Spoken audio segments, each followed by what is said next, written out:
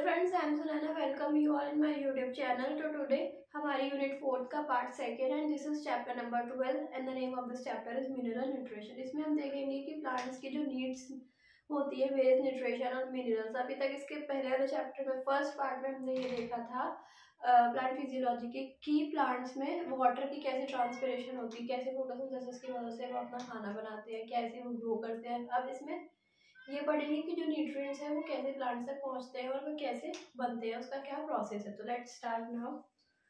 तो इन 1860 में एक साइंटिस्ट हुए जिनका नाम जूलियस वनसेक था। ये जर्मन बॉटनिस्ट थे। इन्होंने क्या डेमोन्स्ट्रेटेड किया पहली बार कि जो प्लांट है could be grown to maturity in a defined nutrient solution in complete absence of soil. अगर सॉइल की कंप्लीट एब्सेंस भी है लेकिन न्यूट्रिएंट्स पूरा पूरा मिल रहा है, न्यूट्रिएंट है, तो उस कंडीशन में भी प्लांट ग्रो कर सकते हैं। इस टेक्निक ऑफ ग्रोइंग प्लांट्स को क्या बोला? न्यूट्रिएंट सॉल्यूशन बोला। मतलब मिट्टी ठीक से नहीं है लेकिन उसमें से न्यूट्रिएंट ही घेरा गया है, तो उस कंडीशंस में भी in the absence of the soil में भी प्लांट ग्रो कर सकते हैं। और जो ये टेक्निक है, इस टेक्निक से प्लांट जो उगाने की कंडीशन को हम क्या बोलते हैं? हाइड्रोपोनिक्स। क्या बोलते हैं? Hydroponics. It is a okay. तो the technique is called hydroponics और एक इन्होंने डिस्कवर्ड करी साइंटिस्ट जूलियस वेनसेक ने, जो कि सोलिस वेनसेक ने, जो क्या थे? जर्मन बॉटनिस्ट थे। Okay, now the next is essential mineral elements. क्या है इनके बारे में देखते हैं। Most of the mineral present, ज्यादातर जितने भी मिनरल्स होते हैं सॉइल में प्रेजेंट होते हैं, मिट्टी में प्रेजेंट होते हैं और मिट्टी से रूट्स में जाते हैं प्लांट के, क्योंकि जो रूट्स होता है प्लांट का तो मिट्टी के अंदर ही धसे होते हैं। तो मिट्टी से रूट्स में जाता है, रूट से प्लांट्स के वेरियस पार्ट में ट्रेवल करता है। इनफैक्ट मोर देन 60 एलिमेंट, 60 से ज्यादा element of the 105 discovered so far हुए हैं are found in different plants पे पाए जाते हैं। एलिमेंट जो किससे मिलते हैं? मिट्टी से मिलते हैं, सॉइल द्वारा। ओके, जिससे उनकी न्यूट्रिएंट्स की जो कमी होती है वो पूरी होती है और मिनरल्स प्रॉपर मात्रा में मिलता रहता है। Next, criteria for essentiality. जो एसेंशियलिटी है, किसकी एसेंशियलिटी? मिनरल्स की, प्रोटीन्स की और न्यूट्रिएंट्स की। इनका क्या क्राइटेरिया है? तो कुछ पॉइंट्स में हमने देखेंगे इन्हें। In the absence of the element the plant do not complete their life cycle. अगर एलिमेंट की एब्सेंस है, जितना एलिमेंट्स उन्हें चाहिए, न्यूट्रिएंट जितनी मात्रा में चाहिए, जितनी मात्रा में उन्हें न्यूट्रिएंट साइकिल, जितना भी उन्हें कंप्लीट जो न्यूट्रिएंट सॉइल के द्वारा प्रदान होता है, 105 एलिमेंट जो कि डिस्कवर्ड हुए हैं प्लांट्स जो सॉइल से लेते हैं, अगर उतनी मात्रा में नहीं मिलता है तो प्लांट ग्रो नहीं करेगा। Next, the requirement of the element must be specific and not replaceable by another element. Specific होना चाहिए कि एक प्लांट का है वही सेम स्पेसिफिक रहेगा, उसकी जगह दूसरा रिप्लेसमेंट नहीं हो सकता किसी अदर एलिमेंट से। जो एलिमेंट चाहिए वही, जैसे न्यूट्रिएंट चाहिए तो न्यूट्रिएंट, ये नहीं कि न्यूट्रिएंट की जगह फॉस्फोरस है दूसरे एलिमेंट से रिप्लेस कर दे। तो ये इसका एक पॉइंट है। नेक्स्ट पॉइंट हम पढ़ेंगे इसके। और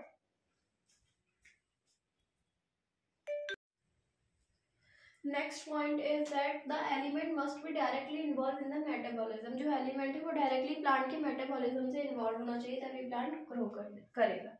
तो ये कुछ पॉइंट्स थे इनसे रिलेटेड। नेक्स्ट, दीज एलिमेंट्स है फर्दर। जो ये एलिमेंट्स है भाई 60 या 105 एक साथ हम अलग अलग स्टडी तो नहीं कर सकते, तो इन्हें फर्दर दो ब्रॉड कैटेगरीज में डिवाइडेड कर दिया है और वो कैटेगरीज है माइक्रो न्यूट्रिएंट्स और मैक्रो न्यूट्रिएंट्स। इन्हीं में जितने भी न्यूट्रिएंट एलिमेंट्स सबको जो कम क्वांटिटी में, स्मॉल अमाउंट में नीड है उन्हें अलग रख दिया है और जो ज़्यादा अमाउंट में उन्हें अलग रख दिया है। कैसे वो देखते हैं।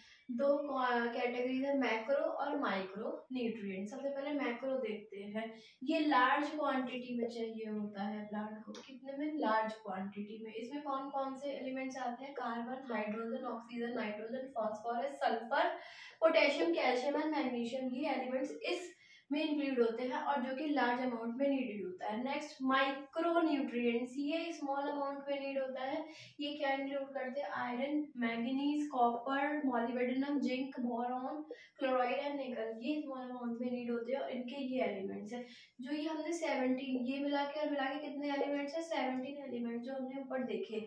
ये इनके बेनिफिशियल एलिमेंट्स, कुछ और बेनिफिशियल एलिमेंट्स है जो नीडेड होते हैं प्लांट्स को, जैसे सोडियम, सच है सोडियम, सिलिकॉन, कोबाल्ट, सेलेनम। ये रिक्वायर्ड होते हैं बाय हायर प्लांट्स से। ये जो इतने एलिमेंट्स, हमने 4 एलिमेंट्स पढ़े हैं, ये हायर प्लांट्स को रिक्वायरमेंट पूरी करते हैं। तो this is about micro and macro nutrients. Okay,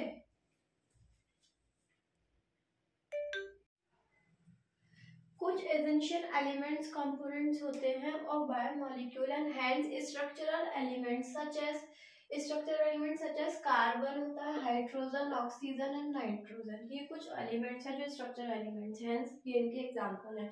essential elements that are components of energy, जो एनर्जी रिलेटेड होते हैं, यानी एटीपी वाले केमिकल कंपाउंड्स इन प्लांट्स। वो कौन सा है? Magnesium in chlorophyll. मैग्नीशियम किस में पाया जाता है? क्लोरोफिल। एंड फॉस्फोरस में इन एटीपी एंड में ट्रिफॉस्फेयर। ओके, ये एनर्जी रिलेटेड है और ये essential elements as component biomolecules related. ठीक है, या structural elements of the cells भी कहते हैं, जो इनके हैं carbon, hydrogen, oxygen and nitrogen.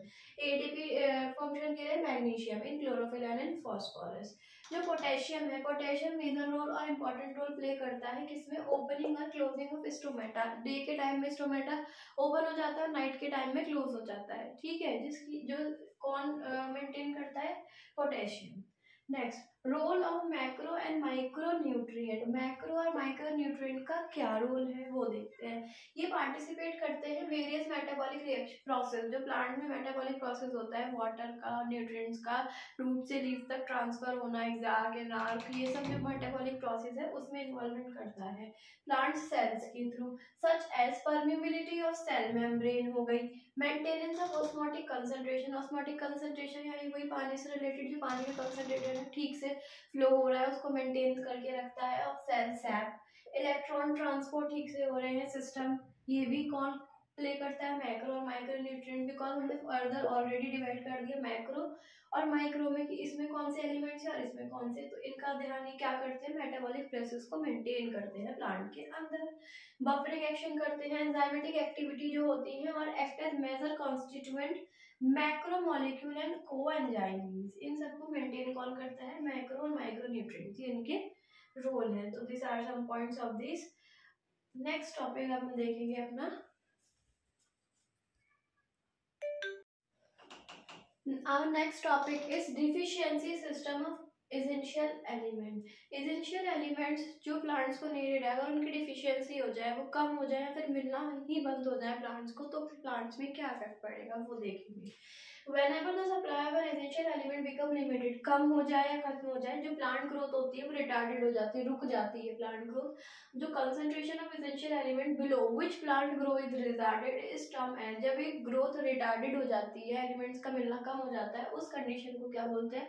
Critical concentration बोलते हैं। Next, the deficiency system. जो deficiency system tend to appear first in deficiency, elements को कम मिलना शुरू होता है, प्लांट्स एलिमेंट्स का कम मिलना शुरू होता है प्लांट्स को, तो सबसे पहले क्या इफेक्ट होता है प्लांट्स का? Which part is affected?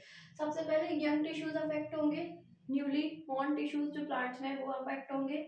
Whenever the element are relatively immobile and are not transported out of the mature organs, और उनसे धीरे धीरे जो मैच्योर ऑर्गन्स होंगे वो भी अफेक्ट होना शुरू हो जाएंगे, प्लांट की ग्रोथ स्टंट हो जाएगी, रिटार्डेड हो जाएगी। एलिमेंट लाइक सल्फर, कुछ एलिमेंट जैसे सल्फर, कैल्शियम, ये पार्ट ऑफ स्ट्रक्चरल कंपोनेंट है सेल का, प्लांट के सेल का, and hence are not easily released, इसीलिए ये इजीली रिलीज्ड नहीं होते हैं। Next, the kind of deficiency system shown in plant. वो डिफिशियंसी सिस्टम जो प्लांट में शोन होता है वो कैसे कैसे इंक्लूड, कौन कौन से एलिमेंट्स क्या इंक्लूड करता है वो देखते हैं। क्या? क्लोरोलाइसिस, नेकोराइसिस, स्टंट। नेकोराइसिस प्लांट की डेथ, प्लांट टिश्यूज की डेथ होना शुरू हो जाती है। Stunted plant growth, premature fall leaves, leaves पूरी बनने से पहले ही फॉल हो जाती हैं, गिर जाती हैं, लीफ बर्ड्स गिर जाते हैं। Inhibition of cell division, chlorosis cell का डिवीजन नहीं होता है। लॉस ऑफ क्लोरोफिल, ग्रीन पत्तियां हरी नहीं रहती हैं, क्लोरोफिल का लॉस हो जाता है। क्लोरोफिल की ही वजह से प्लांट की पत्तियां ग्रीन रहती हैं। जब क्लोरोफिल का ही कम होना शुरू हो जाएगा तो पत्तियां पीली पड़नी शुरू हो जाएंगी, फिर उसके बाद प्रीमेच्योर ही झड़ने लगेंगी, मतलब पूरी बनने से पहले ही झड़ जाएंगी। तो ये सब डिफिशियंसी कम होने के कारण ये दिक्कतें प्लांट्स में आ जाती है। दिस सिम्टम इज कॉज, जो येलोइंग सिम्टम है किस वजह से कॉज होता है? किस एलिमेंट की वजह से? NK, magnesium sulphur chloride, magnesium zinc और मॉलिब्डेनम, इन की वजह से जो डिफिशियंसी सिस्टम है वो कॉज होता है अगर इन एलिमेंट्स का कम हो जाए या फिर कम मात्रा में प्राप्त हो पाए प्लांट्स को। लाइकवाइज नेकोराइसिस या फिर डेथ ऑफ नेक्रोसिस, मैंने अभी बताया था, death of tissues, plant tissues, leave tissues की डेथ होना शुरू हो जाती है प्लांट के अंदर से, जिसकी वजह से जो स्टंट ग्रोथ होती है वो स्टंट हो जाती है, रुक जाती है, धीरे धीरे प्लांट भी मुरझाना शुरू हो जाता है। इट इज ड्यू टू, ये लीफ टिश्यू और नेक्रोसिस की डेथ किसकी वजह से होती है, किन एलिमेंट्स के कम होने के कारण होती है, कैल्शियम, मैग्नीशियम, कॉपर और पोटेशियम, इनकी लैक और लो लेवल की वजह से क्या हो जाती है, नाइट्रोलाइसिस की कंडीशन आ जाती है। लो लेवल ऑफ, अगर हम देखें एन, नाइट्रोजन, पोटेशियम और सल्फर, मॉलिब्डेनम का लो लेवल क्या कॉज करता है, सेल डिवीजन में इनिबिशन कॉज करता है, सेल डिवीजन नहीं होते हैं या रुक जाता है। तो ये कुछ सिम्टम्स हैं या कुछ दिक्कतें हैं जो एसेंशियल एलिमेंट्स कम होने के कारण प्लांट्स में हो जाती हैं। तो this is about the deficiency system of essential elements. Okay, and the next topic is toxicity in micronutrients. Micronutrients में toxicity आ जाए, यानी किसी एलिमेंट्स की क्वांटिटी जितनी ज़रूरत है उससे ज़्यादा हो जाए तो भी टॉक्सिसिटी आ सकती है, मतलब प्लांट्स खराब होने लगते हैं। जो प्लांट्स का फंक्शंस है, वेरियस फंक्शंस है, उनमें डिस्टर्बेंस होने लगती है जब किसी एलिमेंट्स की मात्रा ज़्यादा हो जाए प्लांट्स के अंदर। तो उसी में हम बात करेंगे what is toxicity of micronutrients. The requirements of micronutrients, जो माइक्रोन्यूट्रिएंट्स की रिक्वायर होती है वो हमेशा लो अमाउंट में होती है। जब हमने मैक्रो और माइक्रो पढ़ा था जब मैंने आपको बता दिया था कि इसकी एलिमेंट्स की रिक्वायर हमेशा लो अमाउंट में ही रहती है। While there moderate decreases causes, अगर इनका मॉडरेट डिक्रीज हो जाता है तो क्या कॉज करता है, डिफिशियंसी सिस्टम, ज़्यादा डिक्रीज हो जाए तो डिफिशियंसी हो जाती है, और अगर इंक्रीज हो जाए तो टॉक्सिसिटी हो जाती है। मतलब अपने लेवल से, इस लेवल से अगर इंक्रीज हो जाए तो क्या हो जाएगी, टॉक्सिसिटी की दिक्कत आ जाएगी, मतलब जहरीला बन जाएगा वो एलिमेंट प्लांट्स के लिए। और अगर डिफिशियंसी हो जाए तो भी दिक्कत हो जाएगी, कम हो जाए तो डिफिशियंसी हो जाएगी उस चीज़ की। तो ठीक है, ये है कि माइक्रोन्यूट्रिएंट्स जितना एक एग्जैक्ट लिमिटेशन में चाहिए प्लांट्स को उतना ही मिले, उससे ज़्यादा होता है तो टॉक्सिसिटी हो जाती है, कम होता है तो डिफिशियंसी हो जाता है। ठीक है, next there is narrow range of concentration. एक नैरो रेंज होती है कंसंट्रेशन की at which the elements are optimum, जिससे ऑप्टिमम मतलब कि हाँ एक नैरो रेंज है, इस रेंज तक ये बेनिफिशियल है प्लांट को।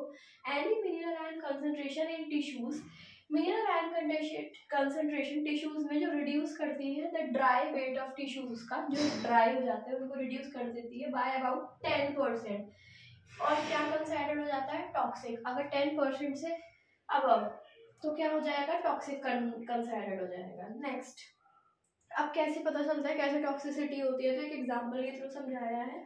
तो प्रोमिनेंट सिस्टम किसे लिया है, मैग्नीज को लिया है, मैग्नीज टॉक्सिसिटी को लिया है। मैग्नीज टॉक्सिसिटी कब अपीयर होती है, जब of brown spot surrounded by chlorotic veins, chlorotic veins में हमें ब्राउन स्पॉट पड़ने लगते हैं, तो इसका मतलब मैग्नीज की टॉक्सिसिटी हो जाती है उस कंडीशन में। कब, जब ब्राउन स्पॉट सराउंडेड होते हैं बाय क्लोरेटिक वेन्स से। देयरफॉर एक्सेस मैग्नीज, ज्यादा मैग्नीज हो जाता है तो क्या हो जाता है, मे इनफैक्ट इंड्यूस डिफिशियंसी, क्या कर देता है, इंड्यूस कर देता है किसकी डिफिशियंसी को, आयरन और मैग्नीशियम और कैल्शियम की डिफिशियंसी को इंक्रीज कर देता है जब मैग्नीज का अमाउंट एक्सेस हो जाता है, यानी जब बढ़ जाता है। तो ये कुछ टाइप्स थे टॉक्सिसिटी ऑफ माइक्रोन्यूट्रिएंट्स के। Okay, now the next topic is mechanism of absorption of element. Mechanism किसका, एलिमेंट की एब्जॉर्प्शन का, एलिमेंट कैसे एब्जॉर्ब होते हैं, प्लांट मतलब प्लांट एलिमेंट्स को कैसे एब्जॉर्ब करते हैं उसका मैकेनिज्म हम देखेंगे।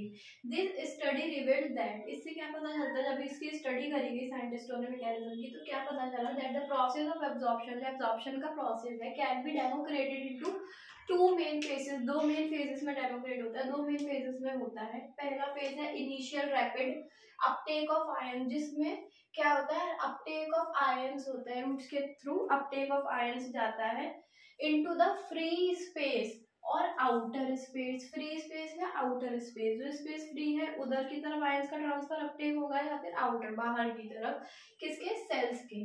द ओपोप्लास्ट इज पैसिव, सेल के एपोप्लास्ट, और एक ऐसा प्रोसेस है पैसिव यानी स्लो प्रोसेस, धीरे धीरे वर्क करता है।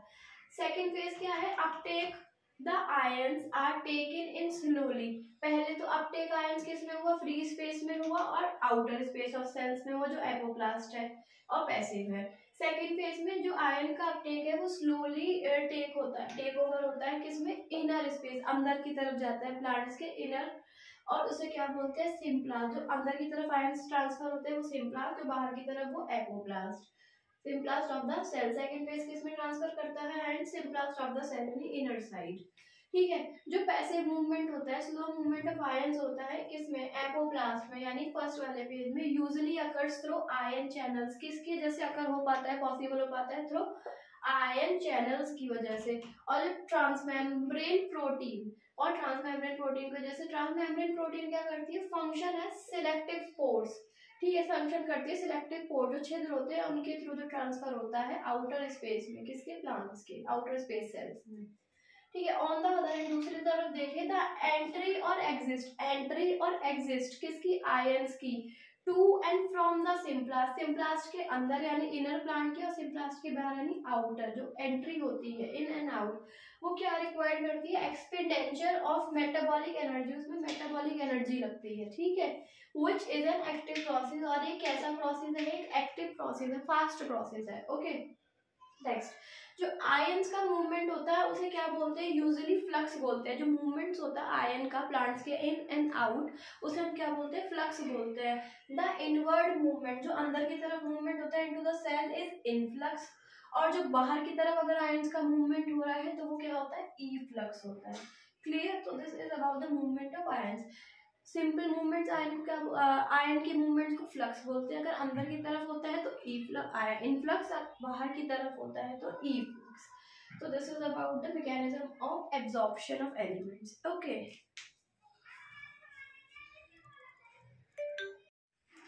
now the next topic is translocation of solutes. Solutes के ट्रांसलोकेशन मतलब मिनरल सॉल्ट्स, कुछ मिनरल सॉल्ट्स कैसे ट्रांसलोकेटेड होते हैं प्लांट के अंदर, प्लांट्स में थ्रू जाइलम, अलोंग विद, किसके through, xylem, along with ascending stream of water. जब पानी ट्रांसफर होता है तो उसी समय सॉल्यूट्स भी ट्रांसफर हो जाते हैं पानी में घुल के, which is pulled up through the plant, pulled up root से अपर की तरफ जाते हैं, इसलिए which is pulled up through the plant by transpirational pull, और इस पुल को क्या बोलते हैं हम, ट्रांसपिरेशनल पुल बोलते हैं। Next, soil as reservoir of essential elements, soil as reservoir कैसे है, एसेंशियल एलिमेंट्स। देखते हैं, मेजॉरिटी ऑफ न्यूट्रिएंट्स, ज्यादातर जो न्यूट्रिएंट्स होते हैं और एसेंशियल होते हैं ग्रोथ और डेवलपमेंट किस कराने के लिए, किसकी, प्लांट्स की, become available to the roots, roots तक अवेलेबल हो जाते हैं, रूट से अब की तरफ कैसे, exudates of various metabolism reactions के थ्रू प्लांट्स के अब तक पहुंच जाते हैं, due to the roots, due to weathering and break down of rocks. अब ब्रेक डाउन ऑफ रॉक्स होता है वो भी धीरे धीरे, और वेदरिंग कंडीशन, जैसे जैसे बारिश होती रहती है रॉक्स का ब्रेक डाउन होता रहता है, तो वो सॉइल में कन्वर्टेड होते रहते हैं, सॉइल्स में रूट होते हैं, तो जो वो सॉइल में न्यूट्रिएंट्स वगैरह जो पाए जाते हैं, जो ब्रेक डाउन हुए थ्रू वेदरिंग और थ्रू ब्रेक डाउन, उससे क्या होता है, अवेलेबल हो जाती है मिट्टी, कैसे अवेलेबल हो जाती है, उसमें न्यूट्रिएंट्स वगैरह की जो मात्रा होती है वो पूर्ति हो जाती है, और क्या, प्लांट की ग्रोथ और डेवलपमेंट में वर्क करती है। सॉइल नॉट ओनली, जो मिट्टी है उसका बहुत मेजर रोल है, वो सिर्फ मिनरल सप्लाईज तक ही अपना रोल प्ले नहीं करती, but also harbours nitrogen fixing भी करती है of bacteria, other microbes hold water, पानी को भी होल्ड करती है, सप्लाइज एयर सप्लाइज करती है प्लांट्स के रूट्स तक, and act as a matrix मतलब एक साथ मल्टीप्लाई, बहुत काम करती है किस, क्या करने के लिए, प्लांट की ग्रोथ और प्लांट को मेंटेन या फिर स्टेबलाइज करने के लिए। ओके, बोथ मैक्रो और माइक्रो न्यूट्रिएंट्स क्या फॉर्म करते हैं, components of fertilisers are applied as per need, जितनी जिसमें नीडेड है, या फर्टिलाइजर्स फॉर्म करते हैं, और जितना प्लांट, जिस प्लांट को, जिस वैरायटी का प्लांट है, जितना फर्टिलाइजर की नीड है उसको नीड के थ्रू वो प्रोवाइड कराते हैं, मैक्रो और micro nutrients. So this is about the soil as reservoir of essential elements. Okay,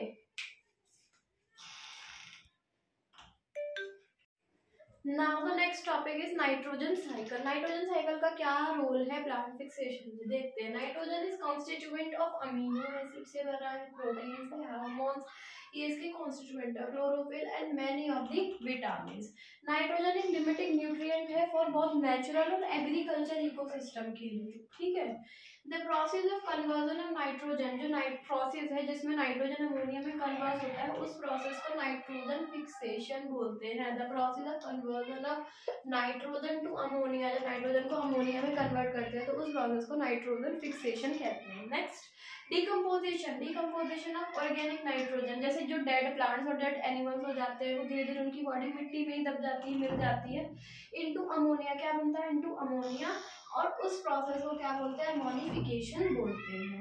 ammonia एक फर्स्ट ऑक्सीडाइज्ड है, अमोनिया इज पहला ऑक्सीडाइज्ड है to nitrite by the bacteria, जो बैक्टीरिया से नाइट्राइट है, क्या बोलते हैं? नाइट्रोजोमेनस, और क्या बोलते हैं? नाइट्रोकैकस बोलते हैं। ये फर्स्ट ऑक्सीडाइज्ड एलिमेंट है जो किससे नाइट्राइट बाय बैक्टीरिया है, नाइट्रोजोमेनस, या फिर क्या बोल सकते हैं? नाइट्रोकोकस बोल सकते हैं। द नाइट्रेट फर्दर ऑक्सीडाइज, जो नाइट्रेट है और ऑक्सीडाइज होता है, आगे ऑक्सीडाइज होता है to nitrite with the help of bacteria Nitrobacterium. Further oxidise होकर नाइट्राइट तक पहुंचता है किसकी हेल्प से? बैक्टीरिया नाइट्रोबैक्टीरियम की हेल्प से। इन स्टेप्स को क्या बोलते हैं? नाइट्रिफिकेशन। इस प्रोसेस जो बनता है, इस में जो स्टेप इन्वॉल्व होते हैं उसे क्या बोलते हैं? नाइट्रिफिकेशन बोलते हैं। क्या? बैक्टीरिया नाइट्रोबैक्टीरियम, और जो स्टेप्स है क्या बोलते हैं? नाइट्राइफिकेशन। दिस नाइट्रीफाइंग बैक्टीरिया, जब नाइट्राइट से बैक्टीरिया इन्वॉल्व हो रहा है, प्रोसेस क्या बन रहा है? बैक्टीरिया नाइट्राइट, बैक्टीरिया नाइट्रोबैक्टीरियम, ठीक है। जो ये स्टेप्स है क्या बोलते हैं? नाइट्रिफिकेशन। तो जो ये नाइट्रीफाइंग बैक्टीरिया है, हम इन्हें क्या बोल सकते हैं? Chemo autotroph. जो नाइट्रीफाइंग बैक्टीरिया है, बैक्टीरियम से मिलकर नाइट्रेट कंबाइंड जो हुआ है, इसको क्या बोलते हैं? हम कीमो ऑटोट्रॉप्स बोलते हैं। What we are called? Chemo autotrophs. Okay, so this is about the nitrogen cycle.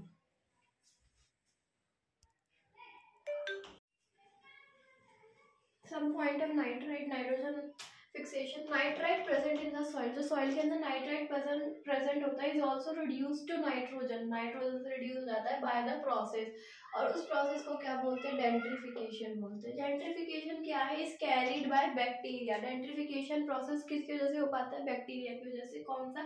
उसे क्या बोलते हैं? ज़ीडोमोनास और थायोबैक्टीरियस। इन दो बैक्टीरिया की वजह से क्या प्रोसेस? डेंट्रिफिकेशन प्रोसेस होता है। कौन से बैक्टीरिया? ज़ीडोमोनास और Thiobacillus. Next, the two most important amides, दो मोस्ट इंपॉर्टेंट एमाइड कौन कौन से? एस्परिंगिया और एक ग्लूटामाइन। ये पाए जाते हैं प्लांट्स में, और क्या है? Structural part of protein, protein के स्ट्रक्चरल पार्ट है ये दोनों, एस्परिंगिया और ग्लूटामाइन, ठीक है। दे आर फॉर्म, ये कैसे फॉर्म होते हैं? फ्रॉम टू अमीनो एसिड, नेमली दो अमीनो एसिड से फॉर्म होते हैं ये एमाइड्स, एस्परिंगिया, ग्लूटामाइन। क्या करते हैं? कहाँ पाए जाते हैं? स्ट्रक्चरल पार्ट ऑफ प्रोटीन में। अब ये कैसे फॉर्म होते हैं? दो अमीनो एसिड से फॉर्म होते हैं। वो दो अमीनो एसिड क्या है? एस्पेरेटिक एसिड और एक ग्लूटामिक एसिड से ये दोनों फॉर्म होते हैं। कौन? Amides, respectively by the addition of another amino group to each. Okay, in addition, इनके एडिशन में along with the transpiration stream, जो ट्रांसपिरेशन स्ट्रीम के साथ जो नोड्यूल्स होते हैं कुछ प्लांट्स में, जैसे सोयाबीन हो गया एग्जांपल, जो एक्सपोर्ट द फिक्स्ड नाइट्रोजन, जो नाइट्रोजन फिक्स्ड होती है, कैसे? एज यूराइड्स फॉर्म में। दीज कंपाउंड्स आल्सो हैव, इनमें क्या होता है? Particularly high nitrogen to carbon ratio. जो इनका पर्टिकुलरली रेशियो होता है वो कैसा होता है? हाई नाइट्रोजन होता है टू कार्बन। नाइट्रोजन का रेशियो हाई होता है in comparison to carbon. So these compound also have particularly high nitrogen to carbon ratio. Okay, this is about the topics of this chapter, and from this chapter is completed. I hope you get something. If you have any doubt or queries related to this chapter or some points or topics in this, so you can ask me in the comment box. Thank you.